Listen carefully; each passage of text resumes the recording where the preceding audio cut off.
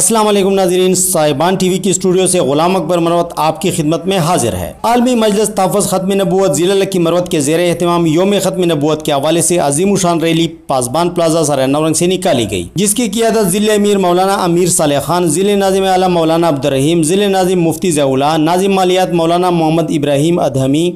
नाज़िम तबलीग मौलाना मोहम्मद तैयब तूफ़ानी, नाज़िम दफ्तर मौलाना उमर खान, नाज़िम इत्तलात साहबजादा अमीनुल्लाह ने की। इस मौका पर JUI के साबिक ज़िली जनरल सेक्रेटरी मौलाना बशीर अहमद हक्कानी,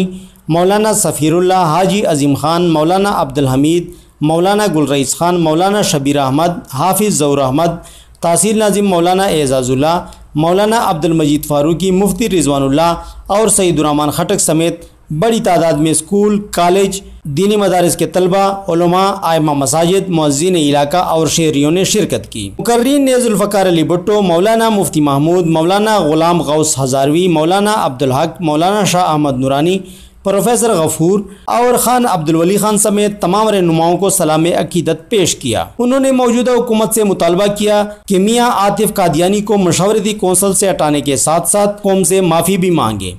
उन्होंने मजीद कहा कि हम शिदत पसंद नहीं, लेकिन जब नामूस रिसालत की बात आती है तो मुमताज़ कादरी शहीद और सलमान तासीर की तारीख दोहराने में देर नहीं होगी।